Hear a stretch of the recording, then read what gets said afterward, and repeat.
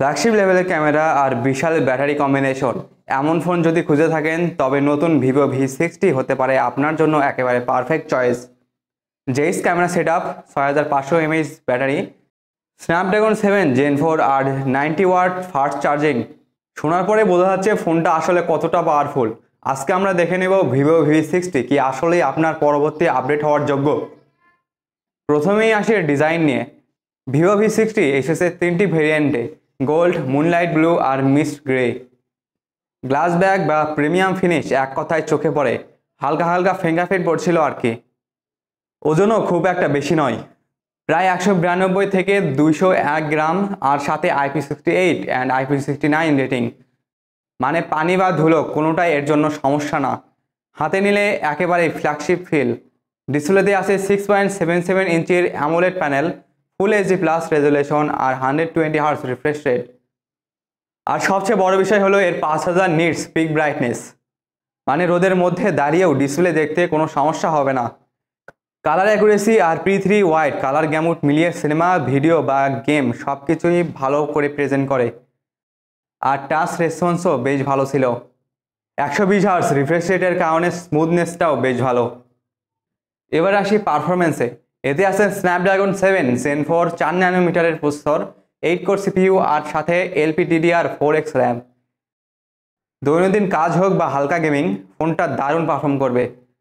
Storage option 12 256 GB, কিন্তু এর সমস্যা হলো UFS 2.2 স্টোরেজ টাইপ, যা এত দামি একটা ফোনে কখনোই আশা করা যায় না। স্টোরেজ টাইপ আর একটু বেশি থাকলে ভালো লাগতো।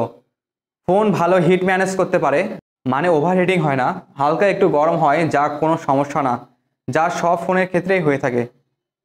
আর 12 GB র্যাম থাকায় বেশ ভালো মাল্টিটাস্কিং করতে পারবেন। আর গেমিংয়ের ক্ষেত্রে ভালো রেজাল্ট করলেও এটি গেমিংয়ের জন্য না, কারণ হেভি গেমিংয়ের সময় কিছুটা ল্যাগ দেখতে পারবেন, আবার ভালোই ওভারহিটিং হচ্ছিল। কিন্তু লাইট গেমিংয়ের সময় এটি বেশ ভালো পারফর্ম করে। ভিভো সবসময় ক্যামেরায় আলাদা ফোকাস দেয়, আর ভিভো V60 এর ব্যতিক্রম নয়। এতে পাচ্ছেন জেইসের সাথে মিলিয়ে তৈরি ক্যামেরা সেট আপ, 50 মেগাপিক্সেলের OIS main camera, 50 megapixel super telephoto camera, 8 megapixel ultra wide camera. Ultra ওয়াইডের এইখানে আরেকটু মেগাপিক্সেল থাকলে ভালো লাগতো।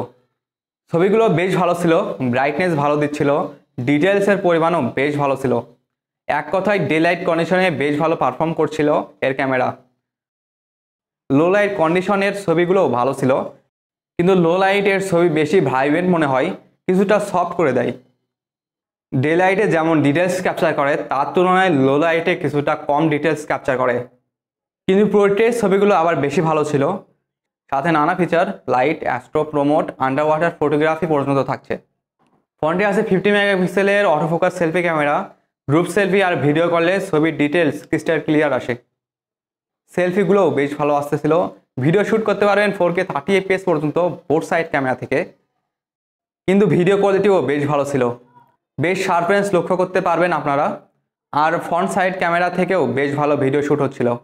যারা ব্লগিংয়ের জন্য নিতে চান তারা একবার ট্রাই করে দেখতে পারেন। ব্যাটারি পার্টে ভিভো V60 একেবারে দানব। এতে আছে 6500 mAh ব্যাটারি, সাথে 90 ওয়াট ফাস্ট চার্জিং, মানে লম্বা ইউজ আর গেমিং সেশনেও চার্জ নিয়ে চিন্তা নেই। প্রায় 30 মিনিটে ফোনটা অনেকটা চার্জ হয়ে যাবে। এত বড় ব্যাটারি থাকলেও ফোনের ওজন 200 গ্রামের আশেপাশে রাখা ভিভোর জন্য একটা বড় প্লাস পয়েন্ট। ফোনটিতে আছে in display optical fingerprint sensor, Bluetooth 5.4, dual 5G, NFC আর ইনফ্রারেড ব্লাস্টার। বক্সের ভিতরে পাবেন চার্জার, কভার আর প্রোটেক্টিভ ফিল্ম, মানে একদম ফুল প্যাকেজ। তো ভিভো V60 আসলে কাদের জন্য? যারা চান long lasting battery life plus fast charging, যারা চান ফ্ল্যাগশিপ লেভেলের ক্যামেরা এক্সপিরিয়েন্স, আর যারা চান প্রিমিয়াম ডিজাইন আর ব্রাইট ডিসপ্লে। কিছু সীমাবদ্ধতা যেমন LPDDR5X র্যাম বা UFS 4.0 না থাকা, তবে মোটের ওপরে ভিভো V60 একটা দারুণ একটা প্যাকেজ। আর এই হলো ভিভো V60। আর ভিডিওটি ভালো লাগলে সাবস্ক্রাইব। দেখা হচ্ছে পরের ভিডিওতে।